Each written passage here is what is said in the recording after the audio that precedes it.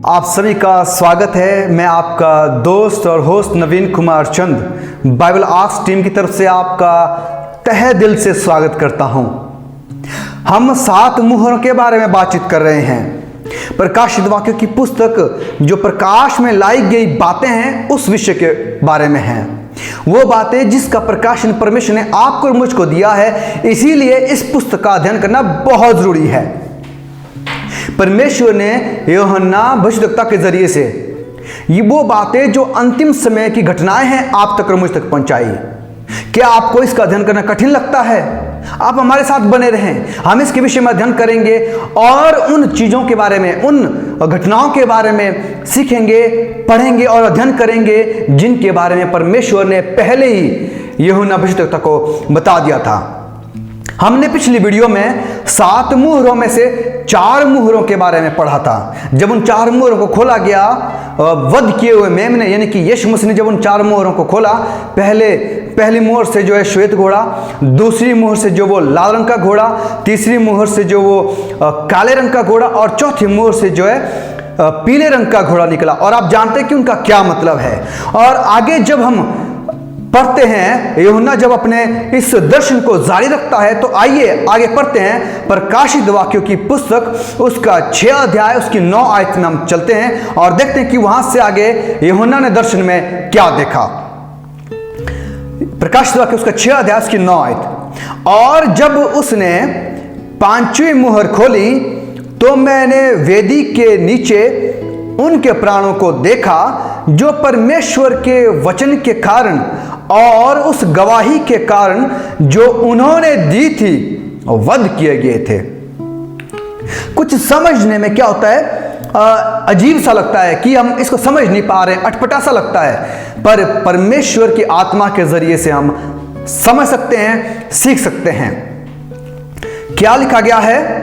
और 10 और 11 आयत में इस प्रकार से है, जब उन्होंने बड़े शब्द से पुकार कर कहा, हे स्वामी, हे पवित्र और सत्य, तू कब तक न्याय ना करेगा और पृथ्वी के रहने वालों से हमारे लहू का पलटा कब तक ना लेगा। और उनमें हर एक को श्वेत वस्त्र दिया गया और उनसे कहा गया कि और थोड़ी देर तक विश्राम करो, जब तक कि तुम्हारे संगी, दास और भाई जो तुम्हारी नाई वध होने वाले हैं उनकी भी गिनती पूरी ना हो ले। ये बात यूहन्ना ने दर्शन में देखी।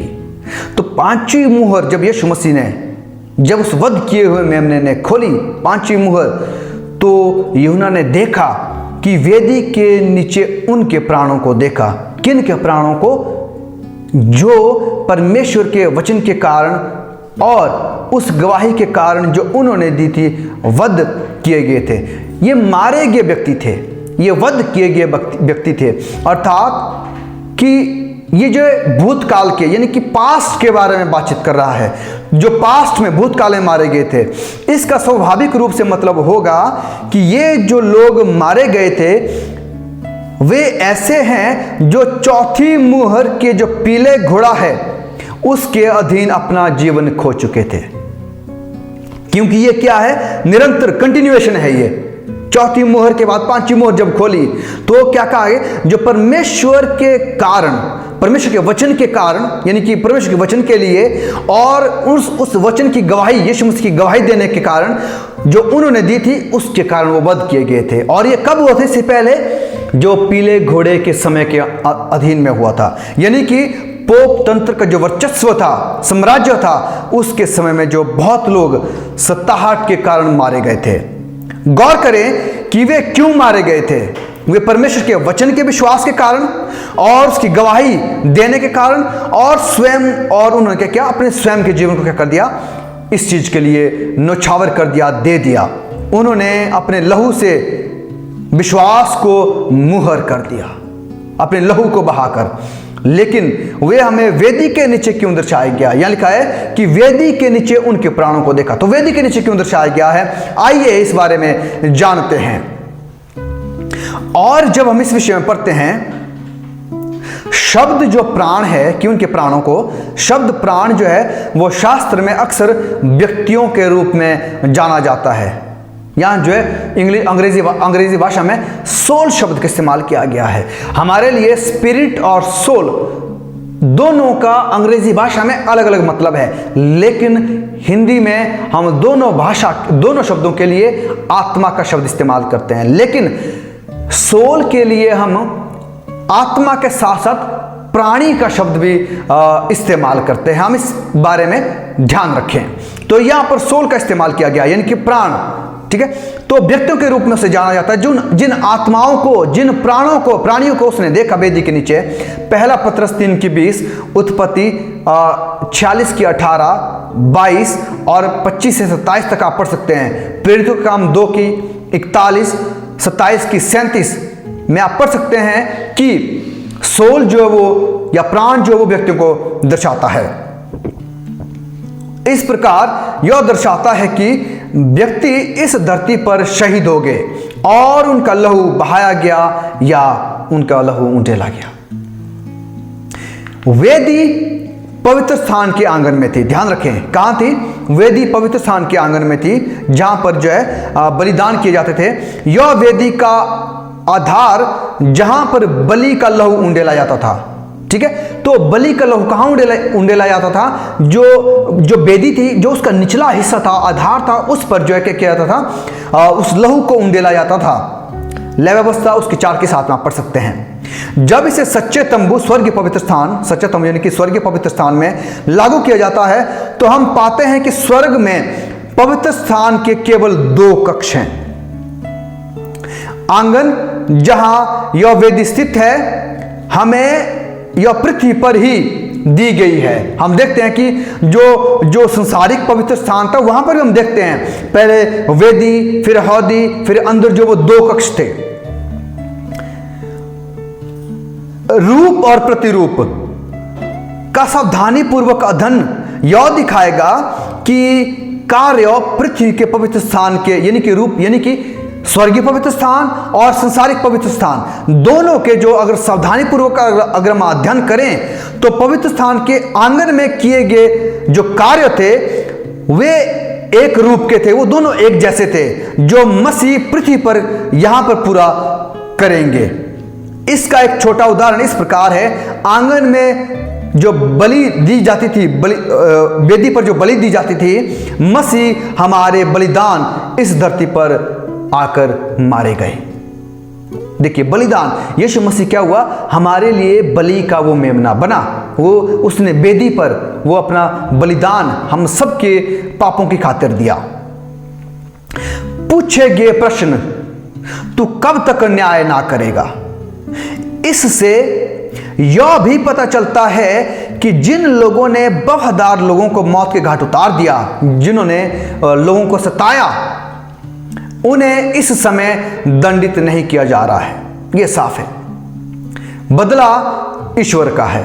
इब्रानियों 10:30 में आप पढ़ सकते हैं। यह हमारे हाथ में नहीं है कि हम बदला लें, सिर्फ और सिर्फ परमेश्वर के हाथ में है। अगर कोई आपको हमें परेशान करता है, सताहट लेकर आता है, क्लेश में लेकर जाता है, तो बदला हमारे हाथ में नहीं है। हमारा काम दुआ और प्रार्थना करना है, बदला परमेश्वर का है। और जब आग की झील में दुष्टों का विनाश होता है, तो वे अनंत बदला लेंगे। प्रकाशित वाक्य 20:15, ये परमेश्वर का है। थोड़ी देर के लिए विश्राम करो। क्या लिखा गया है? थोड़ी देर के लिए विश्राम करो। उनके कुल प्रतिशोध को उनके साथी दासों और भाइयों की शहादत के बाद होना था। भले ही धर्म सुधार एक देश से दूसरे देश में फैल रहा था। कौन सा? ये समय अवधि जरूरी है जाननी। इससे पहले कि हम समय अवधि जाने, हम पढ़ लेंगे। फिर भी रोम परमेश्वर के वफादार लोगों को मौत के घाट उतारा था। कौन? जो रोमन साम्राज्य था, रोमन कैथोलिक कलीसिया थी, वो परमेश्वर के लोगों को क्या करा था? मौत के घाट उतारा था। लेकिन हम यह भी देखते हैं कि दया के दरवाजे के बंद होने से पहले उन लोगों को मारा जाएगा जो पशु और उसकी मूर्त की पूजा नहीं करते हैं। प्रकाशित वाक्य 13:15 से 17। ऐसा ही जैसा ये इतिहास में हुआ, ऐसा आगे भी होने वाला है। मध्य युग के दौरान पोप तंत्र प्रणाली ने लाखों लोगों को मौत के घाट उतार दिया, क्योंकि वे बाइबल की सच्चाई का त्याग करने वाले जो वो नहीं थे। हमें ध्यान देने की जरूरत है कि 538 से लेकर जो पोप तंत्र प्रणाली का समय है वो 538 से लेकर 1798 तक का है। लेकिन यहां पर जो खास बात हो रही है वो जो लोकतंत्र, जो पोप तंत्र प्रणाली है, उस समय के पूरे वो जो 1260 दिन का जो समय है उसके विषय में बातचीत की जा रही है। जो लोग उस पीले घोड़े के समय के तहत यानी कि 538 से 1517 तक के बीच में मारे गए थे, मौत के घाट उतार दिए गए थे, वो क्या हो गया, आगे फिर से जारी रहा। उसके बाद 1517 के बाद हम क्या देखते हैं कि धर्म सुधार आंदोलन शुरू हुआ। उस समय में क्या हुआ, जब आप पढ़ें जॉन हस कैल्विन के बारे में आगे पढ़ें, मार्टिन लूथर के बारे में आगे पढ़ें, मार्टिन लूथर ने उस समय क्या किया, उन 95 सिद्धांत को जो परमेश्वर के वचन के अनुसार और कलीसिया के खिलाफ थे, उनको क्या कर दिया, चर्च में जाकर टांग दिया। और इससे क्या हो गया, धर्म सुधार बढ़ा कि परमेश्वर के वचन का हमें अध्ययन करना है, खुद पढ़ना है। तब तक क्या किया गया था, उसको प्रतिबंध कर दिया गया था। बाइबल को जो है आम लोगों को नहीं पढ़ना था, सिर्फ पासवान यानी पादरी साहिबान या जो बिशप है या पोप है, सिर्फ वही पढ़ सकते थे। क्या परमेश्वर का वचन ऐसा बताता है? नहीं मेरे प्यारो, परमेश्वर का वचन हर एक के लिए था। और ये धर्म सुधार आंदोलन 1517 से शुरू हुआ। यह स्पष्ट रूप से दर्शाता है कि यह घटना पूर्व न्याय की है, अर्थात 1844 से पहले। पूर्व न्याय कब होता है? सन 1844 में। इसके विषय में हम पढ़ भी चुके हैं और आगे आने वाले समय में भी हम इसके बारे में पढ़ेंगे। श्वेत काबू पाने का प्रतीक है। किस चीज का? किस चीज पर? पाप पर काबू, यानी कि धार्मिकता का प्रतीक है। प्रकाशित वाक्य 3:5 में आप पढ़ सकते हैं। धार्मिकता का प्रतीक है, जो कि प्रकाशित वाक्य 19:18 है ना। तो श्वेत जो है वो पाप पर काबू पाने का प्रतीक है। और यह समय जो पांचवी मुहर के अवधि जो थी, इसका समय वो 1517 से 1798 का समय था। और इस समय में बहुत सारे लोग, उनकी दुआएं क्या की गई, जो मौत के घाट उतार दिए गए थे, जो लोग जो वध किए गए थे, जो पवित्र और सत्य, उसे कहा गया था कब तक न्याय ना करेगा, कब तक न्याय ना करेगा। तो हमें बता दिया गया कि वो न्याय कब तक ना करेगा, जब तक कि पृथ्वी के रहने वाले जो हमारे लहू है उनका पलटा कब तक ना लेगा। और उनमें से हर एक को श्वेत वस्त्र दिया गया था, जो परमेश्वर के बातों पर चलते थे, जो परमेश्वर की आज्ञाओं को मानते थे, जो परमेश्वर के सिद्धांतों पर बने रहे। और आगे हम पढ़ेंगे इस विषय में। तो ये कब तक जो है ये चलता रहेगा, न्याय नहीं किया जाएगा। ये आप दानियल 8 अध्याय की 14 आयत में भी कुछ ऐसी ही बात पाएंगे कि न्याय कब तक ना होगा। और ये हम पाते हैं 1844 की बात में, जब हम आएंगे उस विषय में हम इस बारे में पढ़ेंगे। आइए आगे चलते हैं और अगली मुहर के बारे में हम पढ़ते हैं। और जब उसने, प्रकाशित वाक्य 6 अध्याय की 12 से 13 में, और जब उसने छठवीं मुहर खोली तो मैंने देखा कि एक बड़ा भूइंडोल हुआ, बड़ा जलजला हुआ, और सूर्य कंबल की नाई काला, और पूरा चंद्रमा लहू कासा हो गया, और आकाश के तारे पृथ्वी पर ऐसे गिर पड़े जैसे बड़ी आंधी से हिलकर अंजीर के पेड़ में से कच्चे फल झड़ते हैं। अगली आयत, और आकाश ऐसा सरक गया, और जैसा कागज लपेटने से सरक जाता है, पत्र लपेटने से सरक जाता है, और हर एक पहाड़ और टापू अपने अपने स्थान से टल गया, और पृथ्वी के राजा और प्रधान और सरदार और धनवान और सामर्थी लोग और हर एक दास और हर एक स्वतंत्र पहाड़ों की खोहों में और चट्टानों में जा छिपे, और पहाड़ों और चट्टानों से कहने लगे कि हम पर गिर पड़ो, और हमें उसके मुंह से जो सिंहासन पर बैठा है और मेमने के प्रकोप से छिपा लो, क्योंकि उनके प्रकोप का भयानक दिन आ पहुंचा है। हम अब कौन ठहर सकता है? प्रकाशित वाक्य 6 अध्याय की 14 से 17 तक हमने पढ़ा। अब छठी मुहर के खोलने पर हमने क्या देखा कि जब मेमने ने छठवीं मुहर को खोला तो एक बड़ा भूइंडोल हुआ। बड़ा जलजला। इस मुहर को खोलने की घटना 1755 में हुई। कब? यह भविष्यवाणी थी, ये उन्होंने पहले देखा था, लेकिन हुआ कब? ये 1755 ईस्वी में हुआ। उस समय क्या हुआ था? 1 नवंबर को लिस्बन में जो पुर्तगाल का जबरदस्त भूकंप के दर था, इसका प्रभाव 4 मिलियन वर्ग मील के क्षेत्र में हुआ। 19 मई 1780 को प्रातः 9 बजे के आसपास न्यू इंग्लैंड के ऊपर रात के अंधेरे को चित्रित करते हुए भारी काले बादलों ने सूरज को घेर लिया। उस रात जब अंधेरा आखिरकार कम हो गया और चंद्रमा दिखाई दिया, उसमें रक्त का आभास हुआ। 13 नवंबर 1833 को गिरते सितारों का सबसे व्यापक प्रदर्शन देखा गया जो कभी भी दर्ज किया गया हो। ये वही संकेत है जो यीशु मसीह ने हमें बताए थे कि उसका आगमन कब होगा। मत्ती उसका 24 अध्याय उसकी 29 से 30 में हम पढ़ सकते हैं। डैनियल एंड रेवलेशन 1909 पृष्ठ 414 और 417 में उरिया स्मिथ द्वारा यह बात लिखी गई है। क्या हुआ? सूर्य कंबल की नाई काला हो गया, यह घटना भी हो गई। चंद्रमा भी लहू का सा हो गया और तारे भी जो क्या हो गए? जमीन पर गिर पड़े। यह बात हमने पढ़ी। आइए और अधिकाई से इसको पढ़ते हैं। उन्होंने कहा, अंधेरा ऐसा हो गया कि किसानों को अपना काम छोड़ना और अपने आवासों में जाकर, सूरज कब काला हुआ था? जब हम पढ़ते हैं कि परमेश्वर के वचन के अनुसार ये भविष्यवाणी पूरी हुई। दरवाजे के भीतर व्यापार के लेन देन के लिए रोशनी आवश्यक हो गई। दिन के दौरान अंधेरा जारी रहा। गेजिस हिस्ट्री ऑफ रॉली मास, ये जो है इसमें बात लिखी गई है। और अगला प्रमाण हम पढ़ेंगे जो है प्रेसिडेंट डिवाइट इन सीटी हिस्टोरिकल कलेक्शन। इसमें हम एक और प्रमाण पढ़ते हैं। कई घरों में मोमबत्तियां जला दी गई रात के समय, माफ कीजिएगा दिन के समय मोमबत्तियां जला दी गई। पक्षी चुप थे, गायब हो गए थे। पक्षी अपने बसेरों में चले गए। यहां यह आम राय थी कि न्याय का दिन हाथ में ही था। देखिए, जो परमेश्वर ने कहा कि सूर्य काला हो जाएगा, चंद्रमा का रंग लहू का सा हो जाएगा, तारे गिर पड़ेंगे, ये बात क्या हो गई? वो इतिहास में पूरी हुई मेरे प्यारों। मैंने आपको प्रमाण भी दे दिया और आगे मैं आपको प्रमाण देना चाहूंगा। चांद लहू का सा बन गया। यह भी 19 मई 1780 को हुआ था। निम्नलिखित प्रमाण नोट करें।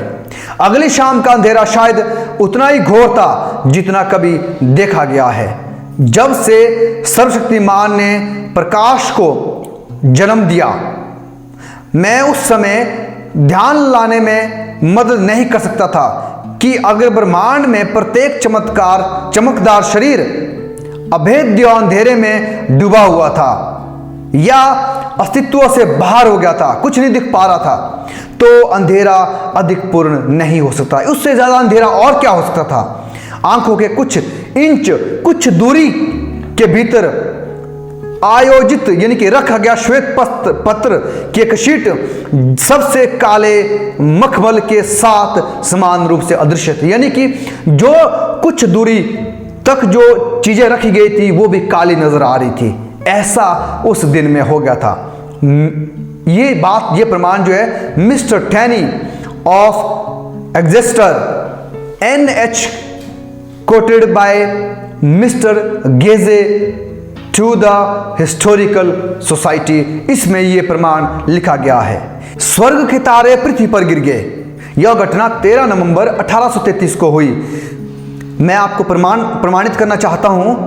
आवर फर्स्ट सेंचुरी पृष्ठ 329 में गिरते हुए तारों के व्यापक और शानदार प्रदर्शनों को आधुनिक समय में विभिन्न स्थानों पर होने के लिए जाना जाता है, लेकिन सबसे सार्वभौमिक और अद्भुत जो कभी दर्ज किया गया है यह 13 नवंबर 1833 से है।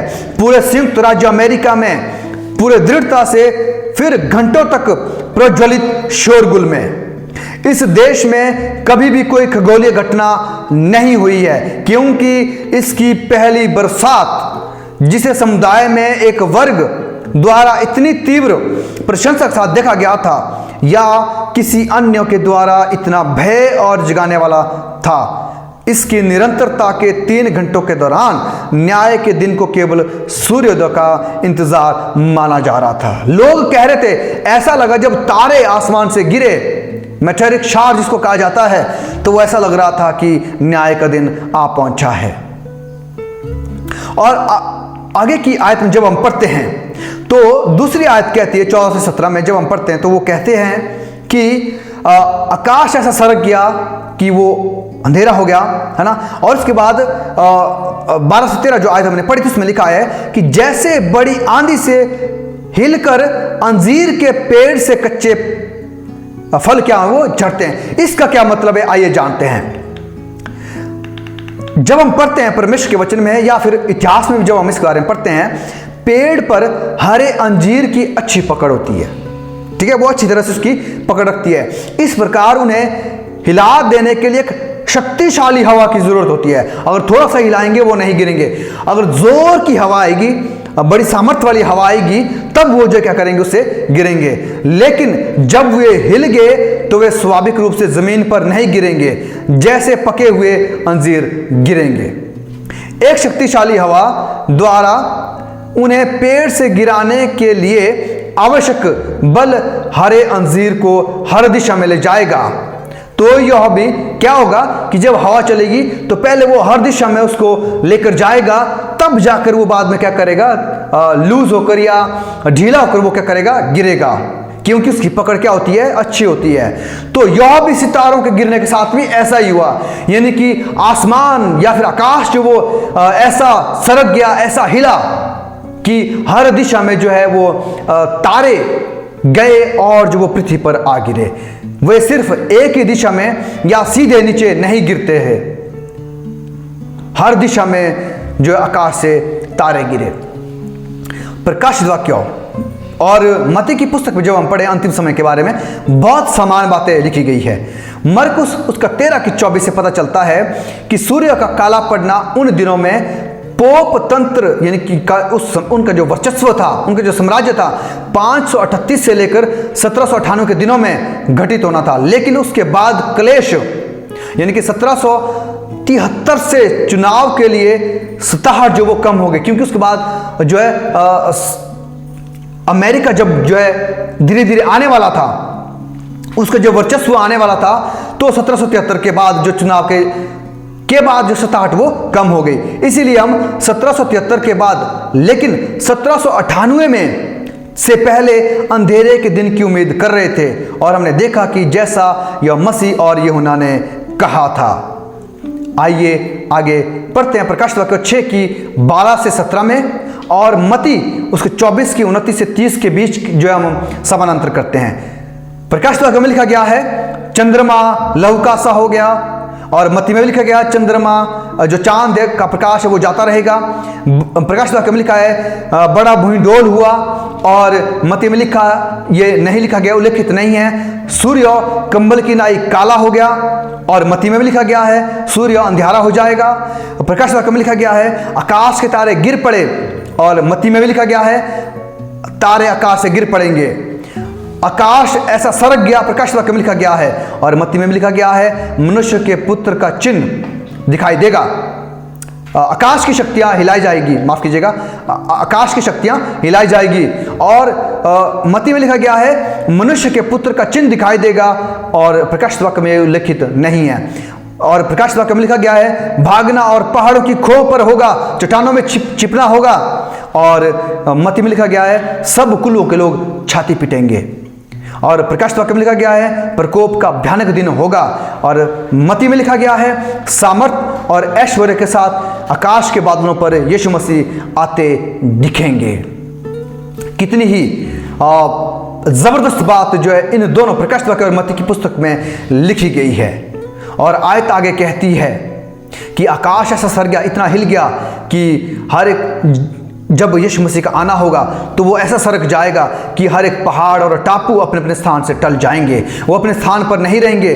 पृथ्वी के राजा, प्रधान, सरदार और धनवान और सामर्थी लोग और हर एक दास और हर एक स्वतंत्र पहाड़ों की खो में ये वे लोग होंगे जो परमेश्वर के वचन के हिसाब से नहीं चलेंगे। वे वो लोग होंगे जो झूठी शिक्षा पर होंगे। ये वे लोग होंगे जिन्होंने कभी यीशु मसीह को या परमेश्वर की बातों को नहीं माना। ये वे लोग होंगे जो परमेश्वर के वचन के खिलाफ रहे। ये वे लोग होंगे जिन्होंने अपने जीवन को यीशु मसीह के स्वभाव के जैसा नहीं जिया। और क्या होगा जब यीशु मसीह का आना होगा तो वो क्या कहेंगे? ये पहाड़ों हम पर गिर जाओ। वो उसकी प्रकाश को, उसकी ज्योति को नहीं देख पाएंगे और वो चट्टानों में या खो में छिपना चाहेंगे। मेरे प्यारो, हमें उसके मुंह से जो सिंहासन पर बैठा है परमपिता परमेश्वर और मेमने के प्रकोप से छिपा लो। वो ये कहेंगे कि उसके प्रकोप से, उसकी ज्योति से, जो उसका भयानक दिन आने वाला है, उसे हमें बचा लो। और आगे कहता है कि अब कौन ठहर सकेगा। तो सब तो ये कहेंगे कि हम पर टूट पड़ो, हम पर आ जाओ। वो मौत मांगेंगे, मृत्यु मांगेंगे, उनको नहीं मिलेगी। ऐसा समय उस समय उनके सामने आएगा। और आखिर में यह आयत कहती है कि अब कौन ठहर सकेगा।